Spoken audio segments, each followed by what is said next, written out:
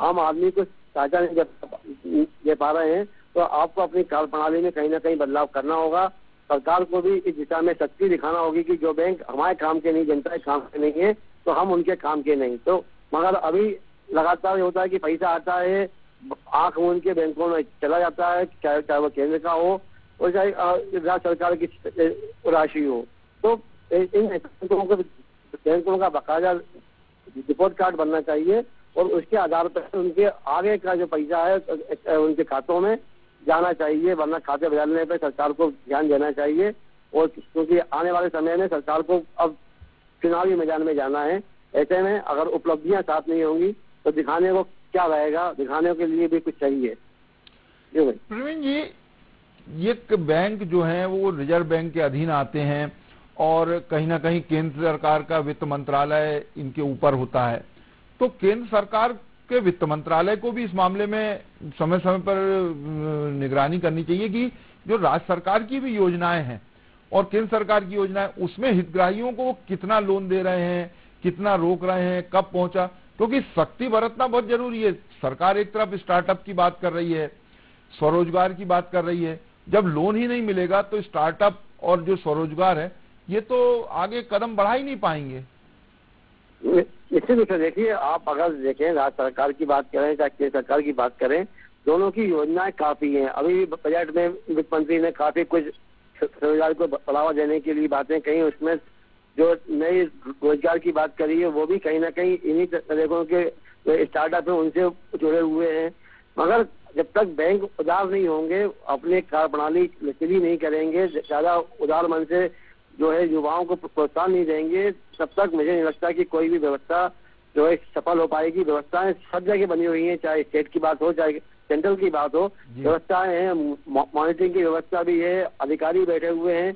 मगर हो क्या रहा है कि जनता आज भी केवल चक्कर लगा रही है और इस कहीं ना कहीं सरकार के जो रिपोर्ट कार्ड है उसमें ये चीज जुड़ रही है। तो सरकार को अपनी उपलब्धि बनाने के लिए, अपनी रिपोर्ट का लक्ष्य करने के लिए इन बैंकों पे अंकुश बनाना पड़ेगा। जो निरंकुश हो गए हैं, जो केवल अपने फायदे के लिए काम कर रहे हैं, जो बड़े फर्मों के लिए काम कर रहे हैं, उनको आम आदमी से भी बैंकों को जोड़ना बहुत जरूरी है। अन्यथा आने वाले समय में सरकार को बताने के लिए कुछ नहीं बचेगा। बहुत बहुत धन्यवाद प्रवीण जी आपका इनसाइड राजतंत्र से जोड़ने के लिए। ये सही है कि स्वरोजगार और स्टार्टअप की केंद्र सरकार और राज्य सरकार बात कर रही है, लेकिन जब बैंकों का रवैया इस तरह का होगा तो कैसे ये कदम आगे बढ़ेंगे। अब बात करेंगे एक और प्रशासनिक खबर की। मध्य प्रदेश राज्य रोजगार गारंटी परिषद ने राज्य स्तरीय क्वालिटी मॉनिटर नियुक्त करने का निर्णय लिया है। ये क्वालिटी मॉनिटर पंचायत एवं ग्रामीण विकास विभाग की विभिन्न योजनाओं के अंतर्गत जिला पंचायत और जनपद पंचायत में कराए जा रहे निर्माण कार्यों की निगरानी करेंगे। किसी भी मान्यता प्राप्त संस्था से कृषि अथवा इंजीनियरिंग में स्नातक रिटायर्ड अधिकारियों को राज्य स्तरीय क्वालिटी मॉनिटर के पद पर तैनात किया जाएगा। जो अधिकारी केंद्र और राज्य सरकार से सेवानिवृत्त हुए हैं उन्हें इस पद पर रखा जाएगा। खास तौर से मुख्य अभियंता, अधीक्षण यंत्री, कार्यपालन यंत्री, ज्वाइंट कमिश्नर, ग्रामीण विकास विभाग, उप संचालक कृषि उद्यानिकी के एवं वन विभाग के प्रथम श्रेणी एवं उससे वरिष्ठ स्तर के साइंस स्नातक अधिकारियों को भी राज्य स्तरीय क्वालिटी मॉनिटर बनाया जा सकता है। लेकिन किसी भी अधिकारी के खिलाफ विभागीय जांच, लोकायुक्त प्रकरण या आपराधिक कार्रवाई चल रही होगी या फिर इन मामलों में दोषी पाए गए होंगे तो राज्य स्तरीय क्वालिटी मॉनिटर के पद पर नियुक्त नहीं हो पाएंगे। नियुक्ति से पहले शपथ पत्र भी देना होगा। राज्य स्तरीय क्वालिटी मॉनिटर को जिलों में चल रहे पंचायतों के कामों का निरीक्षण करने भेजा जाएगा। निरीक्षण के बाद ये अपना प्रतिवेदन ऑनलाइन फीड करेंगे तथा हार्ड कॉपी भी भेजेंगे। हर निरीक्षण के लिए राज्य स्तरीय क्वालिटी मॉनिटर्स को 3000 रुपए का मानदेय दिया जाएगा। जांच के दौरान निर्माण कार्यों में गुणवत्ता की कमी मिलने पर ठेकेदारों का भुगतान रोक दिया जाएगा। अभी तक पंचायतों के कामकाज की निगरानी के लिए इस तरह की कोई व्यवस्था नहीं थी। राज्य सरकार ने ये एक नया प्रावधान किया है कि जो पंचायत स्तर पे जो कामकाज होते हैं उनकी क्वालिटी और उनकी गुणवत्ता का किस तरह से ध्यान रखा जाए और कैसे उस पर अंकुश रखा जाए कि अमानक स्तर के काम ना हो। इसके लिए राज्य स्तरीय क्वालिटी मॉनिटर्स बनाए गए हैं। पंचायतों के कामकाज पर अब राज्य स्तरीय क्वालिटी मॉनिटर्स पूरी तरह से नजर रखेंगे।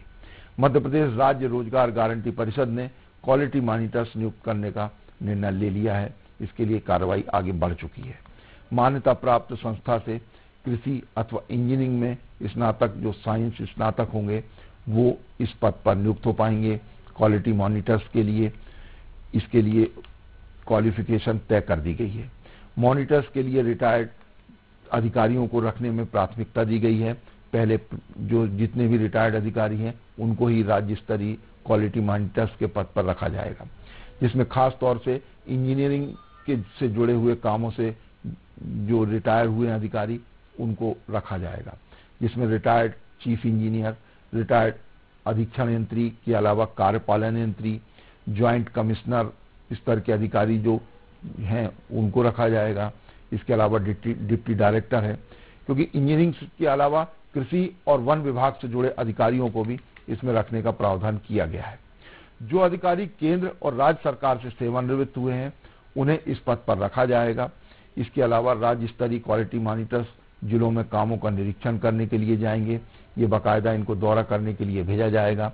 राज्य स्तरीय क्वालिटी मॉनिटर्स को हर निरीक्षण के लिए 3000 रुपए का मानदेय दिया जाएगा। निर्माण कार्यों में गुणवत्ता की कमी मिलने पर ठेकेदारों का भुगतान रोकने का भी अधिकार होगा।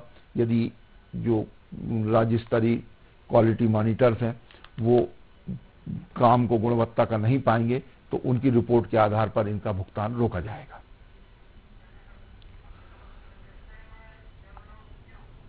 अब रुख करेंगे एक और प्रशासनिक खबर की, जो व्यावसायिक जगत से जुड़ी है, जो आम नागरिकों से भी संबंधित है।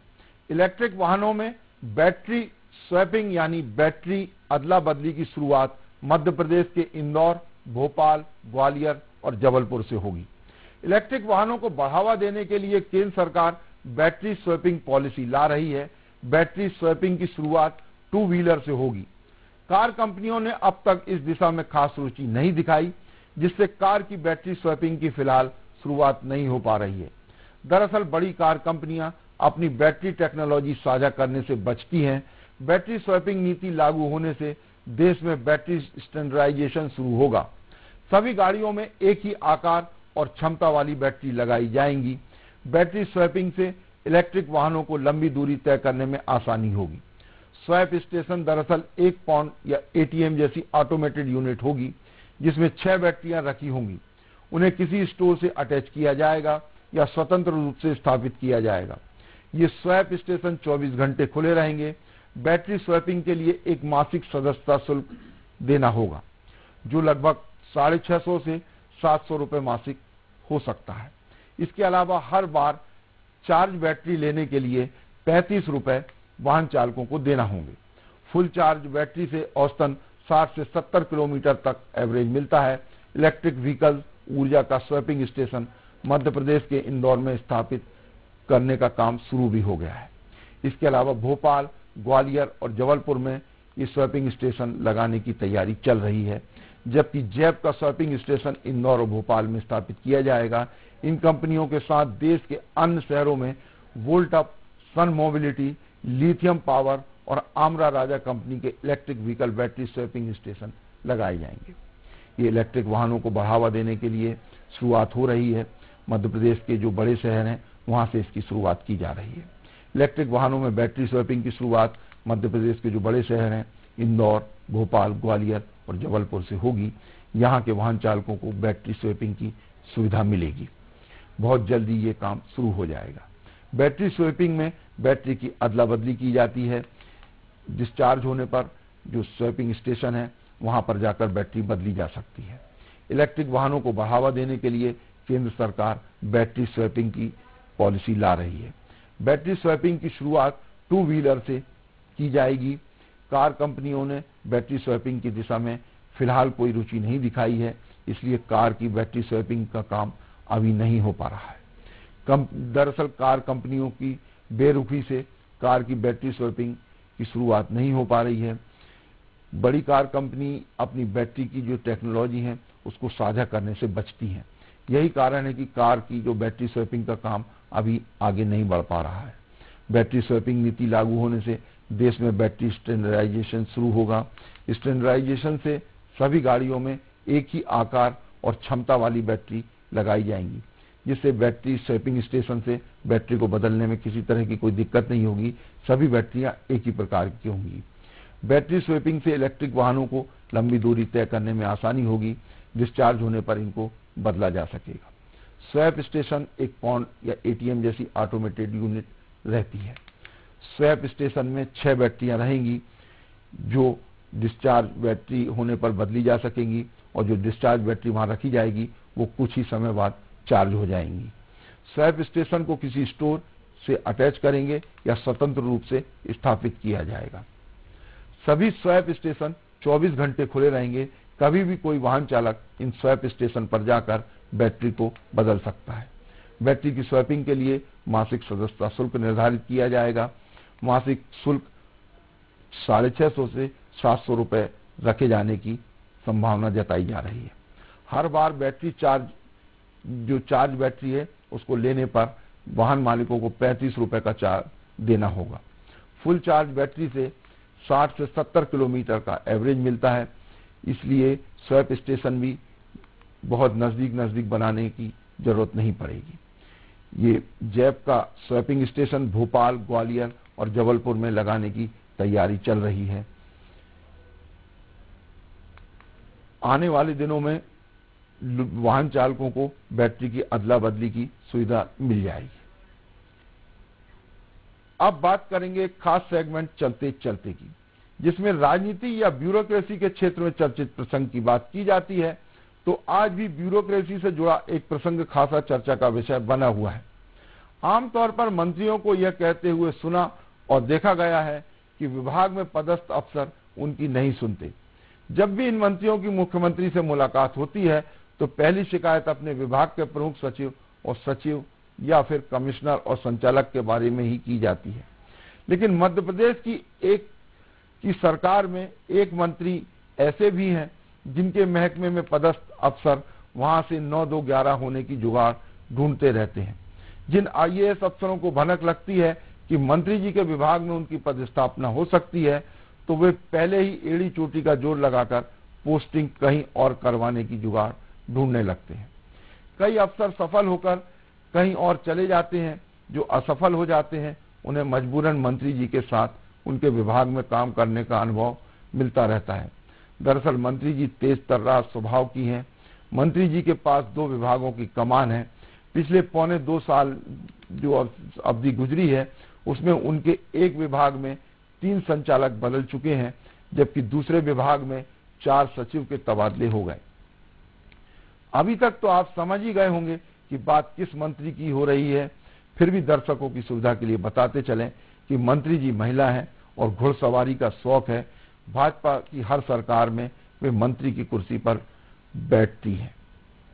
इनसाइड राजतंत्र में आज बस इतना ही। कल फिर मिलेंगे राजनीति और ब्यूरोक्रेसी के कुछ नए फैसलों की इनसाइड स्टोरी के साथ। तब तक के लिए मुझे दीजिए इजाजत। खबरों के लिए आप देखते रहिए न्यूज़ वर्ल्ड।